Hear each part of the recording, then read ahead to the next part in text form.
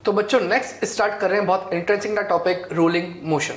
अब बच्चों जैसे ही नाम आता है रोलिंग का मतलब होता है combination of rotatory motion and translatory motion. बच्चों रोटेटरी मोशन अकेला लिखा हो इसका मतलब आप क्या समझेंगे कि कोई ऑब्जेक्ट सेल्फ एक्सिस के अबाउट या सिमेट्रिक एक्सिस के अबाउट गोल गोल घूम रहा है। इसका मतलब ये हुआ कि मान लीजिए ये एक्सिस है और जो कोई टायर है वो अपनी सेल्फ एक्सिस के अबाउट अगर सिर्फ घूमता जा रहा है तो उसको कहेंगे रोटेटरी मोशन। क्या सर इसका हम लोग ऐसा एग्जांपल ले सकते हैं कि एक साइकिल जो है उसको पीछे वाले स्टैंड पे खड़ा किया और पैडलिंग किया, Exactly, तो पीछे वाला टायर सिर्फ अपनी ही जगह पर एक्सिस के अबाउट रोटेट करता जा रहा है, तो उसको अपन प्योर रोटेटरी बोल सकते हैं। बिल्कुल सर। Okay sir.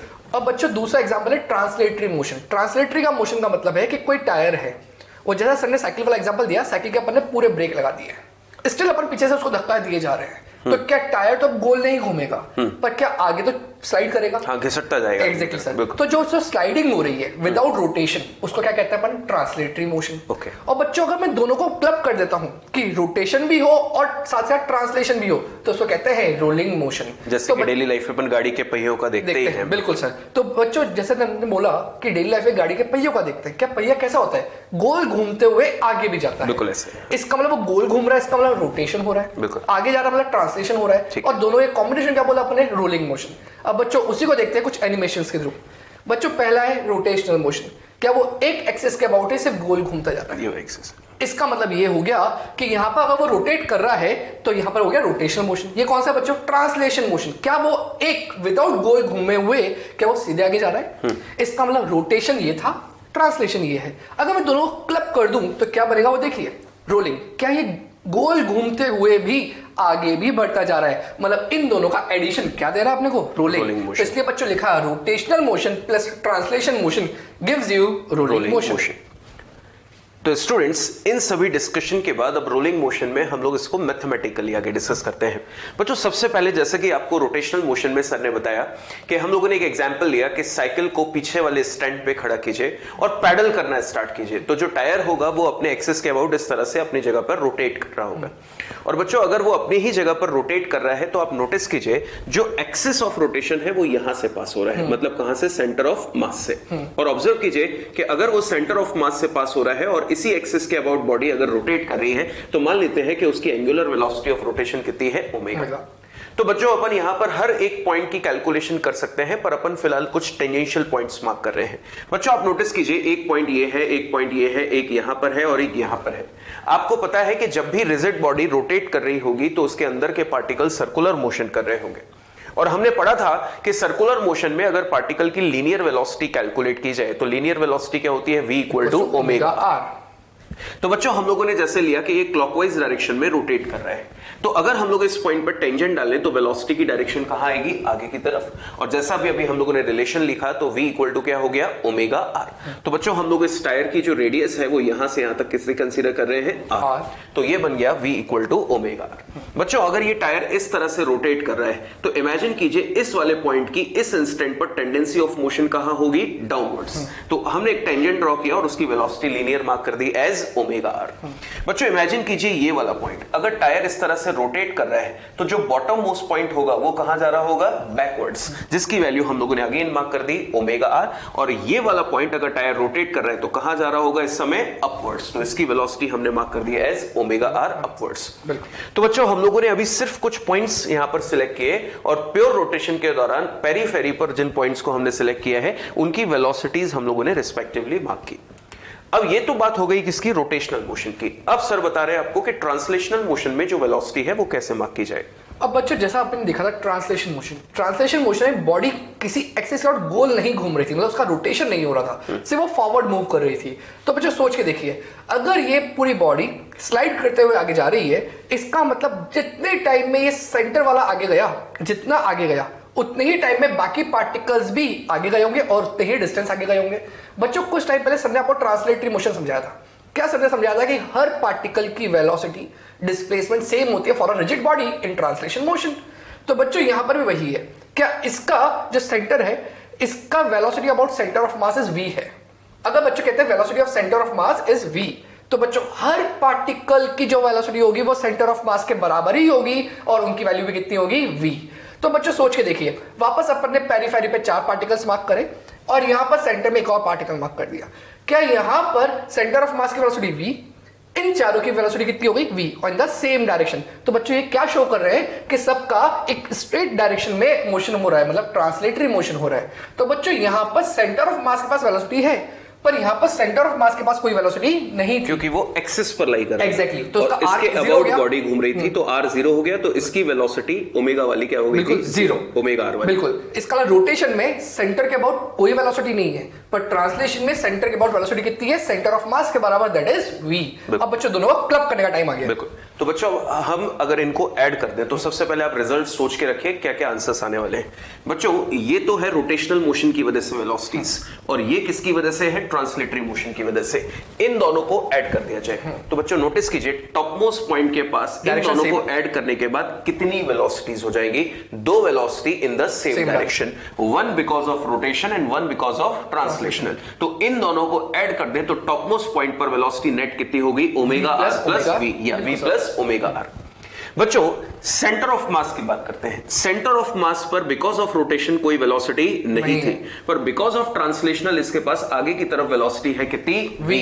तो आप नोटिस कीजिए कि सेंटर ऑफ मास पे अगर दोनों को ऐड कर दिया जाए तो बिकॉज ऑफ रोटेशन कोई वेलोसिटी नहीं थी और ट्रांसलेशनल की वजह से थी v। तो सेंटर ऑफ मास की नेट वेलोसिटी कितनी हो गई? v। बॉटम मोस्ट पॉइंट, बच्चों बॉटम मोस्ट पॉइंट की बात करें तो आगे की तरफ कितनी वेलोसिटी है? v, जबकि बिकॉज ऑफ रोटेशन जो वेलोसिटी है वो पीछे की तरफ है कितनी? Omega r। तो बच्चों एक आगे है और एक पीछे है, तो रिजल्टेंट निकालोगे तो क्या आएगा? v minus omega r। और बचे दूसरे पॉइंट्स, तो बच्चों इसकी पॉइंट पर बात करें तो वेलोसिटी अपवर्ड है, जबकि इसी पॉइंट की बिकॉज ऑफ ट्रांसलेशनल कहां है? आगे। तो एक आगे और एक ऊपर, तो हम लोग इसको वेक्टर मेथड से रिजल्टेंट इसका कैलकुलेट करेंगे। एंड सिमिलरली ये वाला पॉइंट्स, इसकी एक वेलोसिटी नीचे है और एक वेलोसिटी आगे है, तो 90 डिग्री पर है, तो रिजल्टेंट वाला फॉर्मूला वेक्टर एडिशन का लगाएंगे और इसका रिजल्ट निकालेंगे। तो नोटिस कीजिए जैसा अभी मैंने बोला वही चीज अब आपको सर वहां पर एक्सप्लेन कर रहे हैं। तो बच्चों जैसा सर ने बोला top most point v plus omega r, ये वाला पॉइंट v और ओमेगा का दोनों का एडिशन।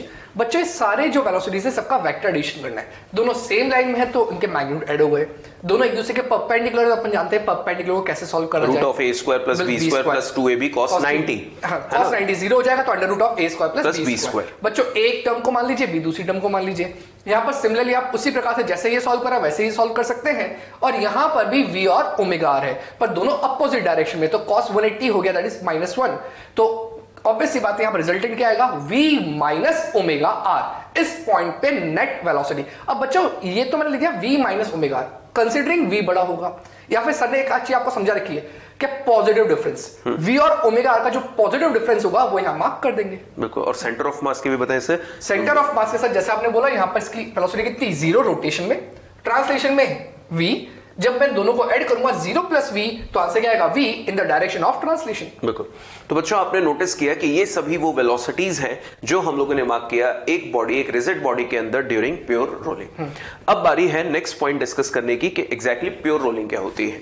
तो बच्चों मैं प्रीवियस स्लाइड पर आपको थोड़ा सा फोकस करने के लिए कह रहा हूं, आप नोटिस कीजिए जो बॉटम मोस्ट पॉइंट है, इस बॉटम मोस्ट पॉइंट की अगर वेलोसिटी पे नजर डालें तो v आगे और ओमेगा r पीछे। तो अगर मैं आपसे बोलूंगा बच्चों इसका रिजल्टेंट निकालिए, तो आप क्या बोलोगे? v माइनस ओमेगा r या फिर ओमेगा r माइनस v। जो बड़ा है उसमें से छोटे वाले को घटा दीजिए अगर हम मैग्नीट्यूड की बात कर रहे हैं। तो अगर मैं आपसे बोलूं कि बॉटम मोस्ट पॉइंट की बच्चों जल्दी से वेलोसिटी बताइए, तो आप क्या बोलोगे? इन जनरल अगर बात करें तो v माइनस ओमेगा r। तो बच्चों अब एग्जैक्टली हमारे पास ये रोलिंग मोशन था, बट इसी में एक कैटेगरी होती है कि प्योर रोलिंग क्या होता है। आपने सुना होगा कई बार इस तरह के स्टेटमेंट्स अपन क्वेश्चन प्रैक्टिस में सुनते हैं कि body rolls perfectly without slipping. बिल्कुल, body rolls perfectly without slipping, exactly वहां पर बात कर रहे होते हैं प्योर रोलिंग की। तो प्योर रोलिंग एग्जैक्टली क्या चीज होती है उसी को हम लोग अपनी स्लाइड में डिस्कस कर रहे हैं। पर सबसे पहले पढ़े इसको, क्या लिखा हुआ है?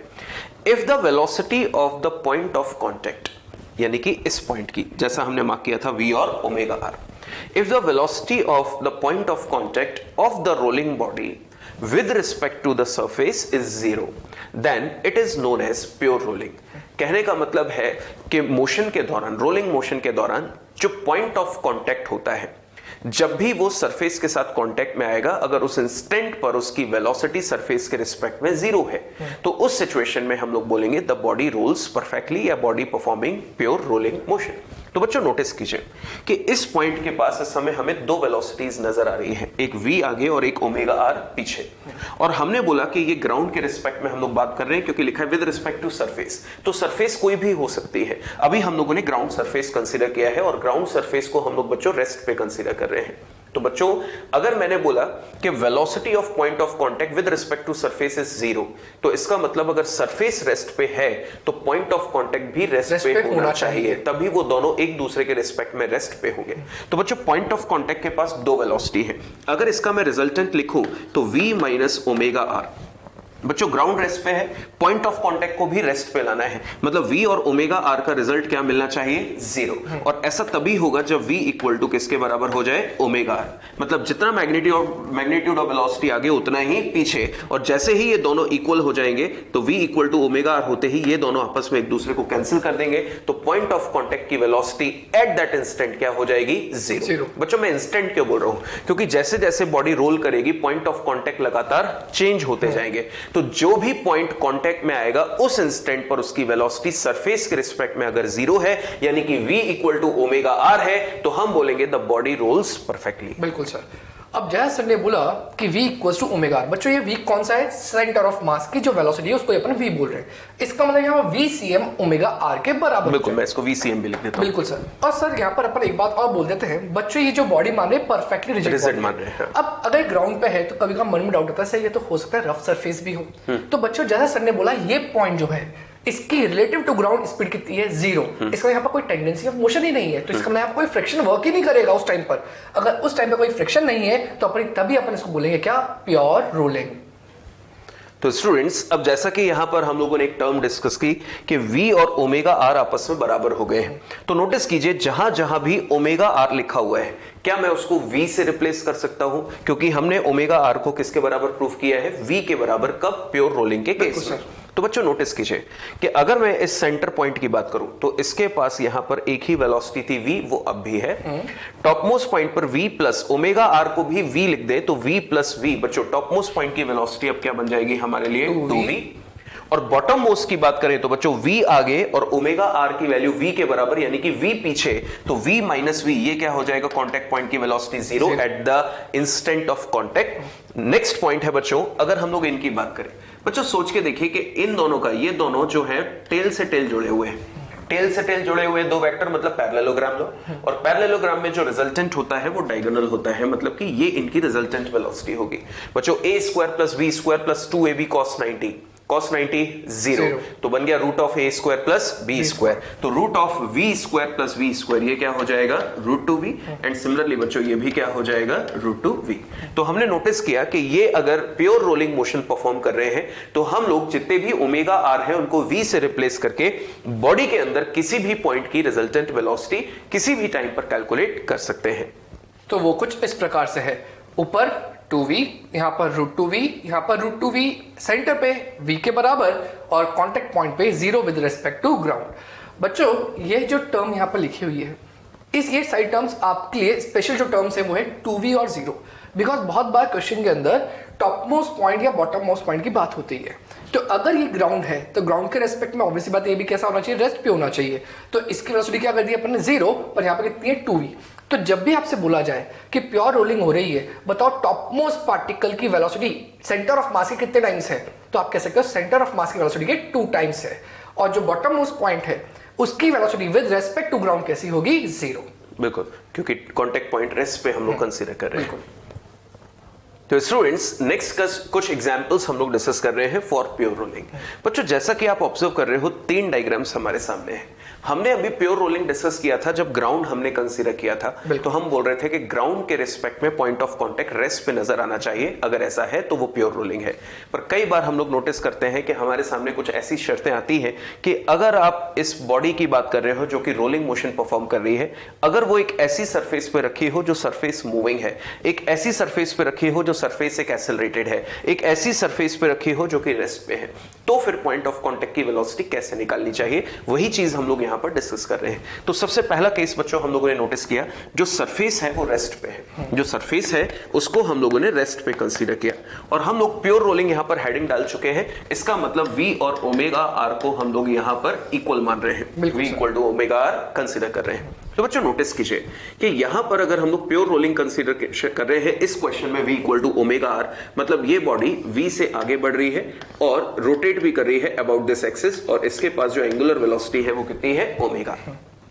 तो नोटिस कीजिए अगर सरफेस रेस्ट पे है तो प्रीवियसली हम लोग डिस्कस कर चुके हैं कि पॉइंट ऑफ कांटेक्ट भी किस पे होना चाहिए, रेस्ट पे, और पॉइंट ऑफ कांटेक्ट के पास दो वेलोसिटीज हैं, v आगे ओमेगा r पीछे। तो अगर v a की बात करूं तो मैं क्या लिखूंगा, v माइनस ओमेगा r बराबर 0, तो v इक्वल टू क्या आ जाएगा, ओमेगा r। तो अपने को सिर्फ इतना सा पूछा था कि पॉइंट ऑफ कांटेक्ट की वेलोसिटी क्या होगी जब सरफेस रेस्ट पे है, तो मेरा आंसर होगा 0। बिल्कुल। नेक्स्ट कंसिडरेशन है कि सपोज इस बार जो सरफेस है वो खुद भी मूविंग है विद कांस्टेंट वेलोसिटी, उसकी वेलोसिटी अपन ने मान ली कितनी बच्चों, v।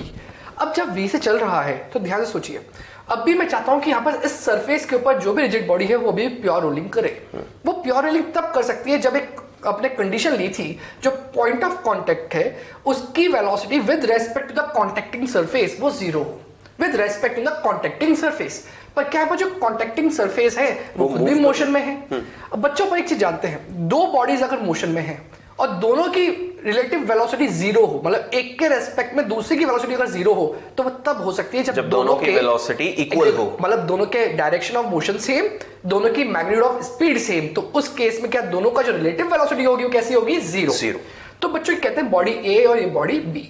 जहां सर ने बोला इसका सेंटर वाला पार्ट मूव कर रहा है VCM is equals to V, और जो ये रोटेट कर रही है ओमेगा से कर रही है, रेडियस अगेन R। तो बच्चों अपने को मालूम है ये जो A पॉइंट है ये V से तो आगे जाएगा बिकॉज ऑफ ट्रांसलेशन, और ये क्लॉकवाइज ऐसे घूम रहा है तो बिकॉज ऑफ ओमेगा R इसके पास जो रोटेशन का स्पीड आएगी वो ओमेगा R पीछे होगी। तो बच्चों इस A पॉइंट की अगर मैं सिर्फ अभी नेट स्पीड लिखता हूं तो क्या लिखूंगा, बड़ी वेलोसिटी माइनस छोटी वेलोसिटी। ठीक है, तो क्या मैं इसको लिख सकता हूं VCM which is equals to V, तो VCM minus omega R is the velocity of point A। बिल्कुल सर। कंसिडरिंग VCM अभी बड़ा है, तो बच्चों ऐसा कुछ आ गया इन टर्म्स ऑफ स्पीड अपन ने लिख दिया। पर मैं चाहता हूं कि जो VA है वो with respect to surface rest पर हो, with respect to surface rest पर हो। इसका मतलब ये जो VA है इसकी वैल्यू V के बराबर हो जाए। बच्चों VA की वैल्यू V के बराबर हो जाए मतलब दोनों की डायरेक्शन सेम, दोनों की स्पीड सेम, तो क्या उस केस में दोनों रिलेटिवली 0 पे आ जाएंगे। तो अपन क्या इसको इक्वल टू किसके बराबर कर सकते हैं, V। तो बच्चों लिख सकते हैं अपन VCM minus omega R is equal to V। कहने का मतलब है A पॉइंट की जो नेट वेलोसिटी है वो वेलोसिटी सरफेस की वेलोसिटी के बराबर आ जाए तो दोनों रिलेटिवली एक दूसरे के रेस्ट वेलोसिटी 0 पे आ जाएंगे, रिलेटिवली रेस्ट पर आ जाएंगे एट दिस कॉन्टेक्ट पॉइंट। बिल्कुल। और सर यही चीज अगर हम लोग एक्सेलरेशन के लिए डिफाइन करें बच्चों के लिए, तो बच्चों इमेजिन कीजिए अब सिचुएशन में आपको दिया गया है कि यहां पर जो सरफेस है वो कैसी है, एक्सेलरेटेड। तो जैसा सर ने आपको बताया अगर ये वाली टर्म जो है इसी को हम लोग डिफरेंशिएट कर दें, अगर ये वेलोसिटी और ओमेगा टाइम के साथ वेरी कर रहे हैं तो ऑब्वियस सी बात है कि वहां पर एक्सेलरेटेड मोशन है। और एक्सेलरेटेड मोशन है तो हमारे पास तो एक ही टारगेट रखा गया है कि जो पॉइंट ऑफ कॉन्टेक्ट है वो हमेशा मूविंग सरफेस के रिस्पेक्ट में या रेस्ट सरफेस के रिस्पेक्ट में रेस्ट पे ही दिखना चाहिए। और अगर वो रेस्ट पे है तो सीधा सा कॉन्सेप्ट बना लो कि पॉइंट ऑफ कांटेक्ट और जिस सरफेस के साथ वो कांटेक्ट में है उनकी वेलोसिटी एक दूसरे के रिस्पेक्ट में 0 होनी चाहिए। अगर वो सरफेस रेस्ट पे है तो पॉइंट ऑफ कांटेक्ट भी रेस्ट पे है, और सरफेस मूविंग है तो पॉइंट ऑफ कांटेक्ट भी सरफेस की वेलोसिटी के बराबर वेलोसिटी से मूविंग होना चाहिए, तभी वो एक दूसरे के रिस्पेक्ट में रेस्ट पे है। और यही बात एक्सेलरेशन के लिए भी लागू होती है। तो बच्चों नोटिस कीजिए कि अगर मैं यहां पर ACM कंसीडर कर लेता हूं इक्वल टू A, या ACM ही अभी उसको रहने दीजिए क्योंकि A हम लोगों ने ऑलरेडी अभी मार्क कर रखा है। तो बच्चों हम लोगों ने मार्क कर दिया कि ये बॉडी जो है वो एक्सेलरेटेड मोशन परफॉर्म कर रही है, उसके सेंटर ऑफ मास के पास ट्रांसलेटरी एक्सेलरेशन यहां पर हम लोग नोटिस कर रहे हैं, और ये रोटेट कर रही है तो इसके पास एंगुलर एक्सेलरेशन भी है जिसको हम लोगों ने मार्क कर दिया as alpha. Sense of rotation बच्चों आपको इस एरो से हमेशा दिखाया गया है। तो बच्चों अब नोटिस कीजिए कि जो पॉइंट ऑफ कॉन्टेक्ट है उसके पास अगर अपन एक्सेलरेशन मार्क करें तो वो कौन कौन से होंगे बच्चों, बिकॉज ऑफ ट्रांसलेटरी मोशन ये हो गया इसके पास एक्सेलरेशन ACM, और बच्चों बिकॉज ऑफ रोटेटरी मोशन इसके पास जो एक्सेलरेशन होगा टेंजेंशियल वो कितना होगा, अल्फा R। बच्चों बताओ पॉइंट ऑफ कांटेक्ट के पास कितने एक्सेलरेशन है, 2। ACM आगे अल्फा R पीछे, और हमारा टारगेट है कि ये सरफेस के रिस्पेक्ट में एक्सेलरेशन कितना होना चाहिए, 0। सरफेस के रिस्पेक्ट में एक्सेलरेशन 0। कहने का मतलब है कि इन दोनों का रिजल्टेंट जो होना चाहिए वो सरफेस के एक्सेलरेशन के बराबर होना चाहिए, तभी दोनों का एक्सेलरेशन सेम आएगा। किन दोनों का? सरफेस का और पॉइंट ऑफ कांटेक्ट का। और अगर दोनों का एक्सेलरेशन सेम आ गया तो रिलेटिव एक्सेलरेशन दोनों का क्या हो जाएगा? 0। तो बच्चों ACM आगे अल्फा आर पीछे, तो रिजल्ट क्या बचा? ACM माइनस अल्फा आर, और ये रिजल्ट सरफेस के एक्सेलरेशन के बराबर होना चाहिए, तो ACM minus alpha R is equal to A। तो ऑब्जर्व कीजिए कि अगर ये पूरा रिजल्ट भी A के बराबर हो गया पॉइंट ऑफ कांटेक्ट का, और ये हमारे पास सरफेस का एक्सेलरेशन है, दोनों अगर एक्सेलरेशन सेम हो गए, सेम मतलब मैग्नीट्यूड और डायरेक्शन दोनों सेम, तो उस केस में हम बोल सकते हैं कि यहां पर रिलेटिव एक्सेलरेशन दोनों का 0 हो चुका है at contact point. At contact point, बिल्कुल। बच्चों नेक्स्ट बात कर रहे हैं एग्जाम्पल फॉर प्योर रोलिंग। अभी बच्चों आपने क्या सीखा कि जब प्योर रोलिंग होती है तो किसी पॉइंट पर वेक्टर एडिशन करना होता है अपने को दो वेलोसिटी का, एक तो ट्रांसलेटरी वेलोसिटी का और एक रोटेटरी वेलोसिटी का। इसका मतलब उन दोनों की वेलोसिटी का अगर अपन वेक्टर एडिशन कर लें तो पर्टिकुलर एक पॉइंट पर अपने को नेट वेलोसिटी मिल सकती है। तो बच्चों अपन ने वही काम करा है यहाँ पर अपन ने मल्टीपल पॉइंट्स लिखे जिनको यहाँ मार्क कर रखा है। आपको बताना है उन सारे पॉइंट्स पर वेलोसिटी क्या होगी, अज्यूमिंग दैट कि इसका जो सेंटर ऑफ मास की वेलोसिटी है वो v है, और जो ये गोल घूम रहा है उसका एंगुलर वेलोसिटी कितनी है? ओमेगा, और पूरा ये जो डिस्क आपको दिखाई दे रही है इसका रेडियस है कैपिटल R। और प्योर रोलिंग है तो v equal to omega R हम लोग कंसीडर कर रहे हैं, और जिस सरफेस पर ये बॉडी है वो रेस्ट पे है, सरफेस रेस्ट पे है। बिल्कुल। तो प्योर रोलिंग है तो बच्चों पहले से ही मैंने मार्क कर दिया कि v equal to omega R, और जिस सरफेस पे वो प्लेस्ड है वो सरफेस किस पे है? रेस्ट पे। इसका मतलब क्या लिख सकता हूँ, ये ग्राउंड है। बिल्कुल, ग्राउंड को रेस्ट पे मान रखा है। बिल्कुल सर। तो स्टूडेंट्स बढ़ते हैं हम लोग एक एक पॉइंट की तरफ, और हम लोग डिस्कस कर रहे हैं। सबसे पहले बच्चों ए पॉइंट को स्टार्ट करते हैं, VA। बच्चों प्योर रोलिंग है, वेलोसिटीज मार्क करना सीखे। सेंस ऑफ रोटेशन बच्चों मार्क कीजिए कैसा है? क्लॉकवाइज। तो क्लॉकवाइज अगर रोटेशन है तो ओमेगा आर की डायरेक्शन कहां आएगी? पीछे। ये ओमेगा आर हो गया, किसके लिए? ए के लिए। और बच्चों सर ने मार्क किया VCM इक्वल टू V, तो ट्रांसलेटरी मोशन आगे की तरफ है तो V कहां हो गया? आगे। बच्चों V और ओमेगा आर बराबर है तो V आगे ओमेगा आर पीछे, रिजल्ट 0। तो VA की जो वैल्यू आ गई है वो कितनी आ गई है? 0। That means contact point is at rest. बच्चों ओमेगा आर में अपने को अच्छे से पता है कि जब भी रिजिड बॉडी रोटेट करती है तो पार्टिकल सर्कुलर मोशन करते हैं, और हर एक पार्टिकल के सर्कुलर मोशन के सर्कल की जो रेडियस होती है वो अलग अलग होती है। इमेजिन कीजिए एक्सिस के अबाउट रोटेट हो रहे हैं तो इस पार्टिकल की एक्सिस से जो सर्कुलर पाथ की रेडियस बनेगी वो कैपिटल आर के बराबर बनेगी, दैट्स व्हाई ओमेगा आर। बिल्कुल। नेक्स्ट बच्चों बात करें बी पॉइंट की। क्या इसका जो रोटेशन हो रहा है वो क्लॉकवाइज हो रहा है, पर जो ट्रांसलेशन हो रहा है वो राइट डायरेक्शन में हो रहा है। इसका बिकॉज ऑफ ट्रांसलेशन इसके पास वेलोसिटी आ गई v which is equal to VCM, and because of rotation इसके पास क्लॉकवाइज डायरेक्शन के अंदर एक एंगुलर वेलोसिटी इनटू r, इसकी लीनियर स्पीड जो आई वो है ओमेगा। अब बच्चों सर ने जैसा बोला रेडियस अपने को सेंटर से लेना है उस पॉइंट तक का, वो कितना है बच्चों? r/4। यहां लिख दिया मैंने r/4। तो बच्चों यहां पर इस पॉइंट पर v फॉरवर्ड है, ओमेगा r/4 बैकवर्ड है। अब दोनों का रिजल्टेंट निकालना है। क्या सर ने यहां पर एक रिलेशन लिखा v equals to omega r, तो क्या बच्चों ये ओमेगा r/4 को मैं लिख सकता हूं v/4। इसका मतलब मेरे पास बैक डायरेक्शन में v/4 है because of rotation, and forward direction में v है बिकॉज ऑफ ट्रांसलेशन। बच्चों दोनों का रिजल्टेंट क्या होगा? v बड़ा है, v माइनस v/4, तो क्या लिख सकता हूं मैं? v minus v/4 which is equals to 3v/4। और आप देख सकते हो जो नेट रिजल्टेंट आएगा वो फॉरवर्ड डायरेक्शन में आएगा। बच्चों इसके बाद है हमारे पास C पॉइंट, जिसके बारे में हम लोग कई बार बोल चुके हैं अभी तक कि सेंटर ऑफ मास के पास बिकॉज ऑफ रोटेशन वेलोसिटी नहीं है, सिर्फ और सिर्फ ट्रांसलेटरी मोशन की वजह से वेलोसिटी है, and it is equal to v। तो हम लोग डायरेक्टली मार्क करते हैं दैट इज v। बच्चों नेक्स्ट है D पॉइंट। अब बच्चों वापस वही बात, ट्रांसलेशन के कारण तो आ गया v। बच्चों रोटेशन, क्लॉकवाइज रोटेशन, इस पॉइंट पे क्लॉकवाइज कैसा होगा? आगे जाता हुआ, इसका मतलब वो भी कुछ इसी डायरेक्शन में होगा। बिल्कुल ऐसे बच्चों इमेजिन कीजिए कि ये अगर हमारे पास एक B पॉइंट है यानी थंब पे, और छोटी फिंगर पे मेरे पास D पॉइंट है, तो बॉडी अगर रोटेट कर रही है तो D पॉइंट इस समय कहां जा रहा होगा? टेंजेंशियली आगे। दैट्स व्हाई सर ने आपको दोनों वेलोसिटीज आगे मार्क करके बताई है। अब बच्चों ये जो सेकंड एरो लगाया है ये किसके लगाया है? रोटेशन के लिए। रोटेशन के लिए क्या लिखा गया? ओमेगा इनटू जो भी उसका रेडियस है, तो ओमेगा, और बच्चों रेडियस कितना? रेडियस सेंटर से डी तक का कितना है? r/4, तो ये हो गया r/4। क्या अगेन बच्चों ओमेगा r को v से रिप्लेस कर सकते हैं? तो ये बन जाएगा v/4। क्या यहाँ पर ये दोनों वेलोसिटी सेम डायरेक्शन में है?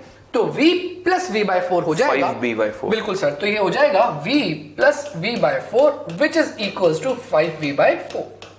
देखिए बच्चों, सर ने आपको एक बहुत अच्छा पॉइंट बताया है। सर यहाँ पे बच्चे जनरली गलती करते हैं और वो गलती ये होती है कि B और D इक्वली डिस्टेंस पे हैं, तो वो दोनों की वेलोसिटीज बच्चे जनरली इक्वली मार्क कर देते हैं, या तो 3v/4 3 मतलब जो पहले सॉल्व हो जाता है वही इक्वल एग्जैक्टली दूसरे के बराबर हो जाता है। बिल्कुल, पर बच्चों ऐसा नहीं करना, आपको रोटेशन का डायरेक्शन चेक करना है। दोनों का ट्रांसलेशन तो सेम है, पर इसका रोटेशन उस टाइम पर किधर जा रहा है, पीछे, और इसके लिए रोटेशन कहां जा रहा है बच्चों, आगे। इसलिए अपने दोनों के टेंजेंशियल अपने स्पीड मार्क कर दी है। बिल्कुल। एंड बच्चों लास्ट में है VE, that means top most point. बच्चों E पॉइंट की बात करें तो टॉप मोस्ट पॉइंट पर अगर हम लोग इमेजिन करें तो top most point because of rotation कहां जा रहा होगा, आगे। तो बच्चों आगे जा रहा है तो ओमेगा R भी आगे है, और ट्रांसलेटरी मोशन की वजह से वेलोसिटी तो V आगे है ही। तो बच्चों आपको सर ने अगेन एंड अगेन बताया कि हम लोग ओमेगा R को V से रिप्लेस कर सकते हैं, तो ये हो गया V plus omega R। Omega R को अगर हम लोग V से रिप्लेस कर दे तो टॉप मोस्ट पॉइंट की वेलोसिटी क्या हो गई, 2v। तो क्या सर यहां से बच्चों को हम लोग एक रिलेशन बता सकते हैं कि प्योर रोलिंग मोशन के दौरान नीचे से ऊपर आते हुए वेलोसिटी लगातार बढ़ती जाती है। तो कुछ ऐसा अगर एरो बनाए तो पहले 0, फिर छोटा, फिर और बड़ा, फिर और बड़ा, ऐसे करते करते वेलोसिटीज का मैग्नीट्यूड बढ़ता जाता है, और जो डायरेक्शन है वो कुछ आपको ऐसा दिखता जाएगा। बिल्कुल, टॉप मोस्ट पॉइंट की वेलोसिटी आते आते सबसे ज्यादा हो जाएगी, बिल्कुल, और बॉटम मोस्ट की बिल्कुल 0। तो बच्चों ये एक क्वेश्चन था, पर अब सर यहाँ पर कई बार बच्चे डाउट पूछते हैं कि सर ये जो लोकेशंस आपने बनाई ये तो वेल डिफाइंड लोकेशंस हैं, डायरेक्टली r/4 हमने मार्क करके फटाफट से आंसर दे दिया। अब अगर हमारे बॉडी के अंदर कोई एक ऐसा पॉइंट सिलेक्ट कर लिया जाए जो कि एक वेल डिफाइंड लोकेशन पे ना हो, तो उस स्थिति में कैसे हम लोग वेलोसिटी निकालें, वो आप बच्चों को बताएं। बिल्कुल बच्चों, यहाँ सर ने बोला कि कोई एक डिफरेंट लोकेशन दे दी जो वेल डिफाइंड नहीं है, तो बच्चों अज्यूम कर लिया एक वो लोकेशन है, ये बॉडी प्योर रोलिंग परफॉर्म करी, अभी मान के चल रहे हैं। तो बच्चों प्योर रोलिंग परफॉर्म करी तो 100% इसके पास रोटेशन होगा, एंगुलर वेलोसिटी ओमेगा है। ट्रांसलेशन होगा तो velocity of center of mass VCM is equal to V है।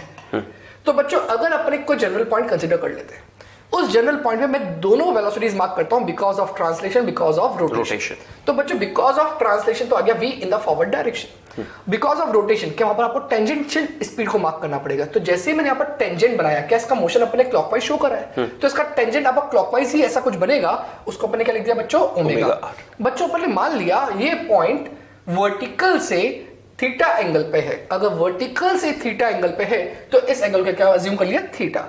तो बच्चों यहां पर अपने सिर्फ चीजें को मार्क कर दिया कि कौन कौन सी वेलोसिटी से कितनी है और एंगल कितना है। बच्चों सोच के देखिए, अगर ये एंगल थीटा है तो ये एंगल कितना होगा। तो बच्चों हाँ, तो अगर हम लोग इसको बच्चों के साथ डिस्कस कर ले सर, तो बच्चों यहाँ पर एक हम लोग परपेंडिकुलर ड्रॉप कर लेते हैं ना। ऑब्जर्व कीजिए बच्चों, ये थीटा है तो ये कितना, थीटा ऑल्टरनेट एंगल, और ये थीटा है तो ये कितना, 90 माइनस थीटा, बिकॉज दोनों टेंजेंट है। बिल्कुल, और ये 90 माइनस थीटा है तो ये वापस से कितना हो जाएगा, थीटा। इसका मतलब बच्चों सर ने यहाँ पर आपको दोनों वेलोसिटीज के बीच का एंगल ढूंढ दिया। अब मेरे को यहाँ पर नेट वेलोसिटी निकालनी है। ऑब्वियसली वेलोसिटी कैसी है, वेक्टर क्वांटिटी, तो अपने को यहाँ पर क्या यूज करना पड़ेगा, वेक्टर एडिशन। और बच्चों वेक्टर एडिशन अपन जानते हैं, क्या लिखेंगे, V resultant is equals to under root of a square plus b square plus 2ab cos theta. बच्चों a मान लेते हैं v को, b मान लेते हैं ओमेगा r को। और बच्चों जैसा सर ने यहाँ पर लिखा है टर्म प्योर रोलिंग, तो क्या मैं बच्चों यहाँ इस ओमेगा r को भी v लिख सकता हूँ? बिल्कुल सर लिख सकते हैं। तो इसके लिए अपना a भी v हो गया, a भी v हो गया, और b की वैल्यू भी v हो गई। इसका अपन जब लिखते हैं a square plus b square plus 2ab cos theta, तो उस केस में कुछ ऐसा लिख सकता हूँ, a square now b square which is again v का square plus 2ab cos theta. क्या दोनों के बीच का जो एंगल है वो थीटा ही है, थीटा है, तो लिख देंगे cos थीटा। बच्चों यहां पर v square plus v square 2v square, ये भी क्या बन जाएगा, 2v स्क्वायर। तो देखिए यहां पर कुछ ऐसा बन जाएगा, 2v square plus 2v square cos theta. क्या सर यहां पर 2v स्क्वायर कॉमन ले लेते हैं, तो 2v स्क्वायर यहां 1 प्लस cos थीटा। अब बच्चों यहां पर आपको ट्रिग्नोमेट्री थोड़ी सी यूज करनी है। अगर आपको याद हो तो 1 plus cos theta 2 cos square theta by 2, तो 2 cos स्क्वायर थीटा बाई 2 के बराबर होता है। तो फाइनल आंसर आ गया अपना 2v cos थीटा बाई 2। बिल्कुल सर, तो यहां पर अपना इसको ये लिख देते हैं 4v square cos square theta by 2। बच्चों देखिए 4 का अंडर रूट 2, v स्क्वायर का v cos square theta by 2 का cos थीटा बाई 2। इसका मतलब प्योर रोलिंग में किसी भी जगह आपको रिजल्टेंट वेलोसिटी ढूंढनी हो, इसका मैग्नीट्यूड ढूंढना हो, तो उसके मैग्नीट्यूड की वैल्यू होती है 2v cos theta by 2, where theta is the angle between translation velocity and angular velocity. और वो हर पॉइंट पर अलग अलग हो सकता है। बिल्कुल सर। तो बच्चों यहाँ पर हम लोग इस पॉइंट को जैसे सर ने भी प्रूफ करके बताया, इसको हम लोग वेक्टर्स में इस तरह से भी याद करते हैं कि इक्वल मैग्नीट्यूड के दो वेक्टर्स को अगर हम लोग ऐड करते हैं, वेक्टर एडिशन करते हैं, तो रिजल्टेंट जो आता है वो आता है 2a cos थीटा बाई 2। तो वही सर ने प्रूफ किया, a की जगह हम लोग वेलोसिटीज को ऐड कर रहे हैं तो 2v cos theta by 2। Students, the nature of friction in following cases. अब बच्चों हमारे पास जो केसेस हैं वो हम लोग डिस्कस कर रहे हैं। डिस्कस करते हुए हम लोग इस पॉइंट पर बात कर रहे हैं कि जब भी प्योर रोलिंग होता है तो बॉडी हो सकता है स्मूथ सरफेस पे प्योर रोल कर रही हो सकता है बॉडी रफ सरफेस पे प्योर रोल कर रही हो। तो हमें यहां पर डिस्कस करना है कि pure rolling motion on a horizontal surface हम लोग अभी बात कर रहे हैं, तो वहां पर फ्रिक्शन किस तरह से बिहेव करता है, उसको एक्ट करना चाहिए या एक्ट नहीं करना चाहिए, या किस डायरेक्शन में उसको एक्ट करना चाहिए, क्यों करना चाहिए, हम लोग इस पर चर्चा करेंगे। और हमारे पास बस एक पॉइंट दिमाग में रहे कि अभी जो सरफेसेस हम लोग कंसीडर कर रहे हैं वो सब रेस्ट पे है, जो बॉडी है वो परफेक्टली रिजिड है, मतलब कि मोशन के दौरान उसके शेप और साइज में हम लोग किसी भी तरह का कोई चेंज कंसीडर नहीं कर रहे हैं। सेकेंड थिंग कि अगर हम लोग यहां पर सबसे पहला केस डिस्कस कर रहे हैं तो उसमें हमने सरफेस कैसी ली है, स्मूथ, और सरफेसेस सभी रेस्ट पे है। तो बच्चों नोटिस कीजिए, हम लोगों ने केस 1 में लिखा है v equal to omega R, surface कैसी है, स्मूथ। बच्चों अगर v equal to omega R है, सेंस ऑफ रोटेशन आप चेक कीजिए, सेंटर ऑफ मास के पास वेलोसिटी है v, साथ साथ रोटेशन हो रहा है जिसकी एंगुलर वेलोसिटी है ओमेगा। तो बच्चों इस समय अगर मैं पॉइंट ऑफ कांटेक्ट के बारे में आपसे बात करूं तो पॉइंट ऑफ कांटेक्ट के पास दो वेलोसिटीज होगी, एक होगी v आगे की तरफ और एक होगी because of rotation tangential speed that is omega R. और बच्चों हम लोगों ने केस 1 में क्या लिखा हुआ है कि अगर v equal to omega R है तो कांटेक्ट पॉइंट अगर हम लोग इसको a कंसीडर कर लें तो वेलोसिटी ऑफ a कितनी है, 0। तो बच्चों नोटिस कीजिए, body already pure rolling motion perform कर रही है, प्योर रोलिंग मोशन परफॉर्म कर रही है, स्मूथ सरफेस है, तो यहां पर फ्रिक्शन की हमें जरूरत भी नहीं है और फ्रिक्शन लगेगा भी नहीं। जरूरत क्यों नहीं है, क्योंकि ऑलरेडी प्योर रोलिंग मोशन चल रहा है, और लगेगा क्यों नहीं, क्योंकि सरफेस कैसी है, स्मूथ। तो यहां पर ऑलरेडी प्योर रोलिंग चल रहा है, इसमें किसी तरह के किसी फ्रिक्शन की रिक्वायर्ड नहीं है, दैट्स व्हाई लिखा हुआ है no friction acting on the body and pure rolling motion जो है वो लगातार चल रहा है। बिल्कुल सर। नेक्स्ट केस है v more than omega R या फिर v less than omega R. बच्चों एक पॉसिबिलिटी है कि कभी कभार जो रोलिंग मोशन हो रहा है वो प्योर रोलिंग ना हो। तो बच्चों प्योर रोलिंग ना हो इसका मतलब क्या होता है समझिएगा। अपन या तो कह सकते हैं कि जो ट्रांसलेटरी वेलोसिटी है वो अपनी रोटेटरी वेलोसिटी से ज्यादा हो गई, या फिर वाइस वर्सा, ट्रांसलेटरी कम हो गई, रोटेटरी ज्यादा हो गई।